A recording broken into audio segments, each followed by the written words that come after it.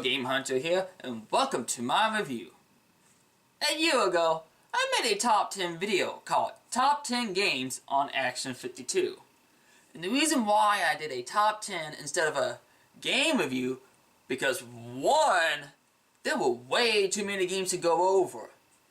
2, there were already tons of people online saying these games are crap. And 3, some of these games aren't really that bad, and some of them were actually, I thought, were alright and playable. So I thought I'd just do a top 10 games I thought were the best. Now, even though I sat down and played every single game on Action 52, there's actually one game that did not make it to the final product, but exists on the prototype, called Action Gamer. Now, the reason why this game didn't make to the final product is because Action Enterprise, the game company that made Action 52, wanted to cash in the Teenage Mutant Ninja Turtle craze, which they decided to use the characters from Action Gamer and redesign the game and call the game Cheetahmen. It wasn't until years later a businessman named Greg Pabbage who discovered that he owned an Action 52 prototype copy after failing to make a deal with the owner of Action Enterprise, which at the time was Vince Perry, which ironically, Greg Pabbage is now the owner of Action Enterprise, and he released that game that didn't make it to the final product in Action 52, but changed the name to Cheetahmen Creation, which I so happen to own now. So, no further ado, this is Cheetahmen Creation or Action Gamer on Nintendo. When you turn on your game, you are greeted with a simple plain black screen with simple purple text, just like any other Action 52 game. But what I find kinda odd is that I'm not greeted with a story explaining what's going on in this game, like they did with Cheetahmen or Cheetahmen 2. However, this game did come with a reproduction comic book that originally came with Action 52, showing how the Cheetahmen first came to be. But I think I'll save that for another time. One last thing I'd like to mention, you probably noticed the main menu on the screen. Don't select it, it will freeze your game. The whole reason I think it's there because this game is ripped from Action 52 prototype, and that selection is supposed to send you back to the main game selection screen. The gameplay looks like any other Action 52 game. It looks more like Haunted Hill, except this game is a lot faster, and you're not fighting ghosts. The enemies you face in this game are raindrops and these pickles that shoot projectiles at you. Yeah, they pretty much lack of creativity here. And those are the only enemies on level 1. Which, by the way, there's only 2 levels in this game.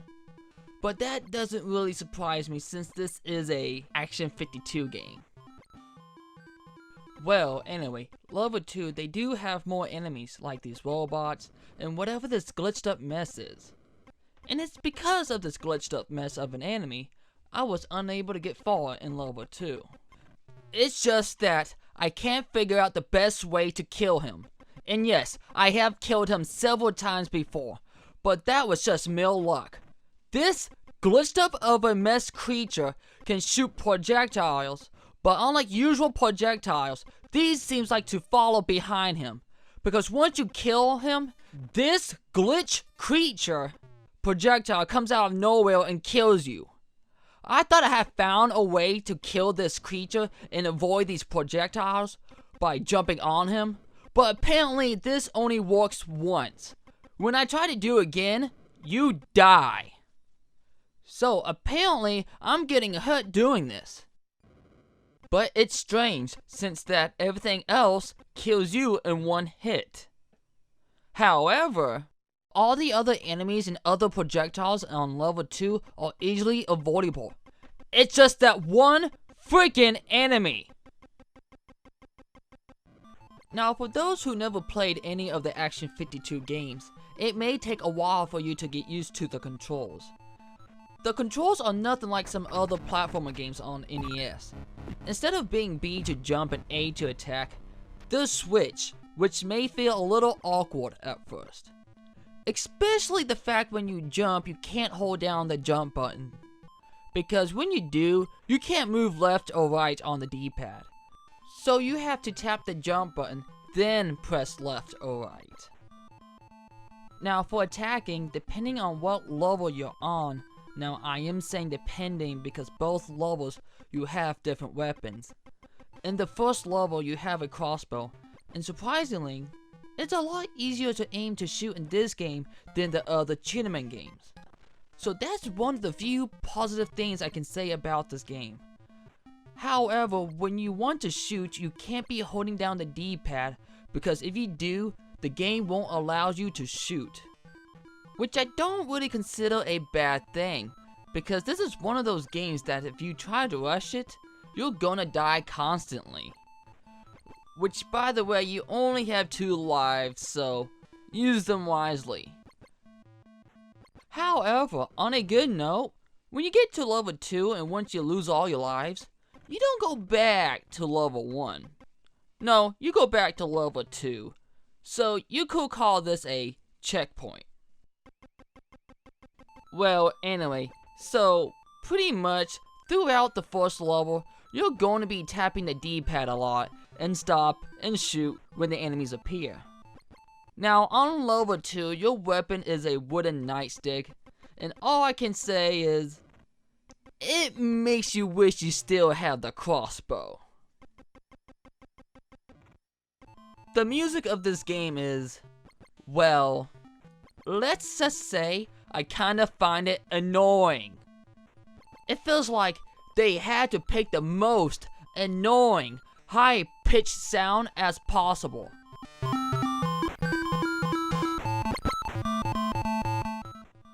Of course, it's not like that all the way through.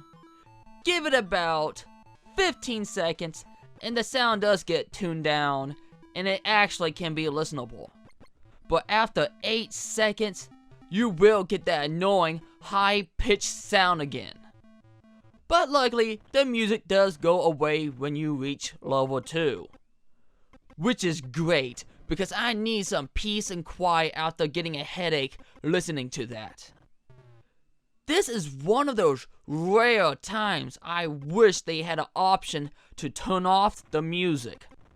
But thank the cheetah god, they replaced this crappy music in Cheetahmen with this awesome one.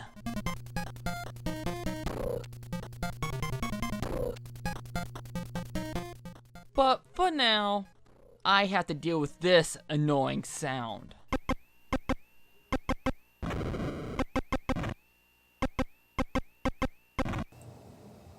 Overall, this game is not the greatest or the worst of the Cheetahmen games.